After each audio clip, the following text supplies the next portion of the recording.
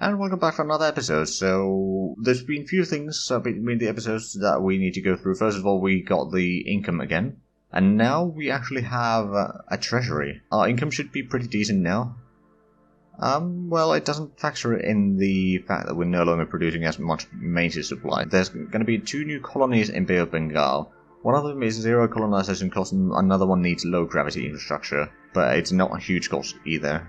I will be sending colonies on both of these, so this is the no colonization cost, and that's the low gravity infrastructure colony over there. So what we'll do is we'll start colonizing that one already, and we'll set up some mines there eventually and so forth, but at first we just want to get some population there, quite frankly. And I have a feeling that Bay of Bengal is going to be very profitable for our traders at some point. I mean, to be fair, since our locations are relatively close to each other already, we are making a ton of cash from our shipping. Well, I say ton of cash, but it's at least 40 in the past month. If we have a look at 1 year, then it's a lot more. Saxon exports 150, Saxon shipping trade goods another 150, and colonies, so that would be 360. It will probably be increasing quite a bit, especially as soon as the civilian shipping starts expanding even more. That's going to be good. And the fact that if we can get the colonies over here, at least these 3 colonies, into like 10 million each, that's going to be a lot of resources, or rather a lot of goods that are being produced there. So there's going to be high demand and supply in various things there. But anyway, that's going to be our plan in terms of colonization. We'll be starting to train some of our fleets, actually. I think I should have done that last year already, but I may have gotten a bit distracted by fighting the wars in the west, so apologies for that. But yeah, we'll start training some of our fleets to get the training up in there. So even though our fleet isn't huge, I want it to be a skilled fleet at least. And of course this year we should be getting a decent bit of technological things. Well, we should be getting the... Okay, well, that's actually going to take a while, still getting the better sails, so getting that done is probably going to be our priority, but that should be done during this year at least, especially thanks to the fact that we no longer now have the malice on economic production modifier due to not having any loans. But I think this year we'll mostly focus on expanding our colonies, maybe upgrading our fleets a little bit, expanding our fleet especially since we now really have the cash to do that, and of course expanding our army and updating some of our troops perhaps, and so forth. So it's going to be a lot of preparing and gearing up and all that sort of stuff. But anyway, I will bring you guys back in just a few moments. We have now completed the research and fast reload, and we started redesigning our cannons to accompany such inventions. And once we get that, we'll be able to start perhaps fitting our ships with those. I mean, we'll probably wait for the better sails so that we don't have to upgrade the ships twice, but rather just once will be enough. We have improved our research rate quite a bit, so now we started working towards improving our construction rate, as well as improving our optics a little bit further, just so that we'll be able to spot enemies a bit further away. We have completed research on better ration transfer from one ship to another. Of course, it is another module that needs to be in the ship to actually work.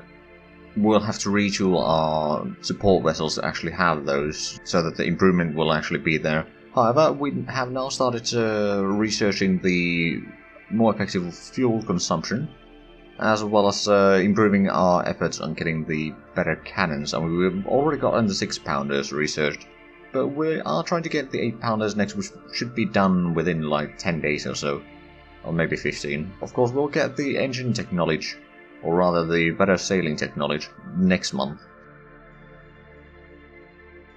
We have completed the sail research, and we've started designing both the mast and the gunpowder storages for our next generation of ships.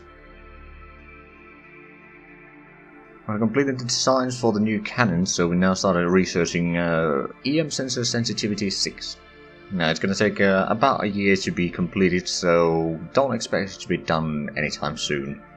But eventually that will allow us to get a bit more spotting range for our crow's nests. Some more optics upgrades have been researched, so we would be able to redesign our spy glasses, but we're not going to do that right now. We're going to focus on getting the construction rate up a little bit sooner, and then we'll be able to most likely do a bit more of the optics and sensor upgrades. And that's another year, so we were mostly doing a lot of research this year.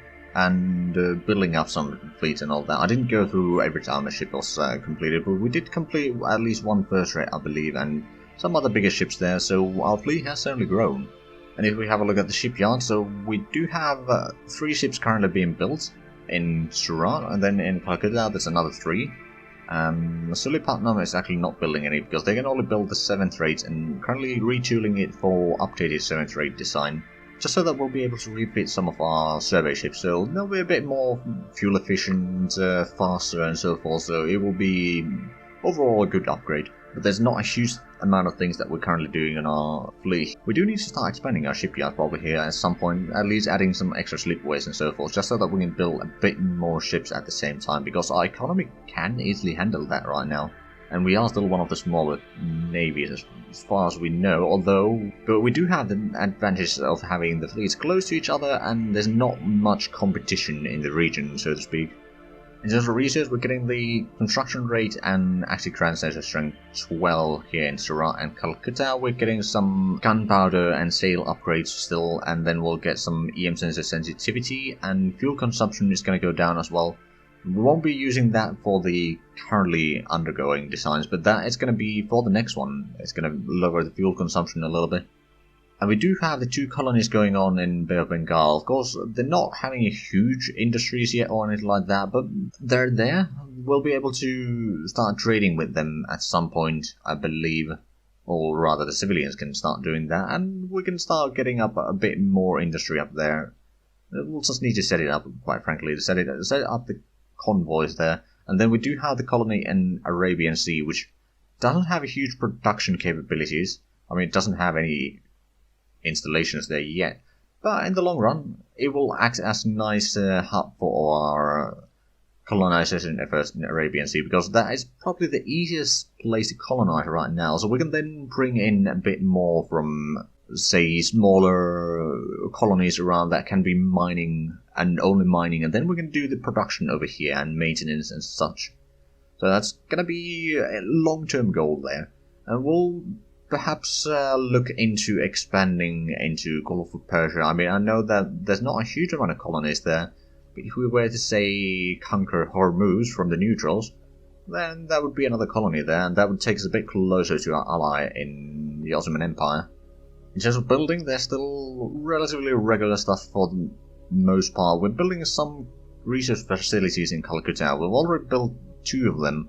We'll get at least 1 more next year. Maybe more than that, but we'll see about that, especially if we can get the construction rate, which we are going to get at May, so that might be a reality. Getting well, not a second one, but we can get a little bit closer to the second one. Technically it's the 4th one, isn't it? Anyway, we will be producing some research facilities there, and then there's of course the financial centers, mines and construction factories and all that. Of course, the financial centers are probably not that much required right now, but the extra cash is always nice. Like, we do make a decent profit right now, but if we start expanding all our shipyards and so forth, maybe producing some maintenance supplies again. We're not producing any right now, because we don't really have a huge requirement for them. Right now anyway, but at some point we might, and it's probably going to be for the best if we then start working a bit more towards having an economy that can not only build ships, expand shipyards, build all the construction that we need, upkeep our military, and we are actually building a lot of troops still. And we have rather large armies, quite frankly.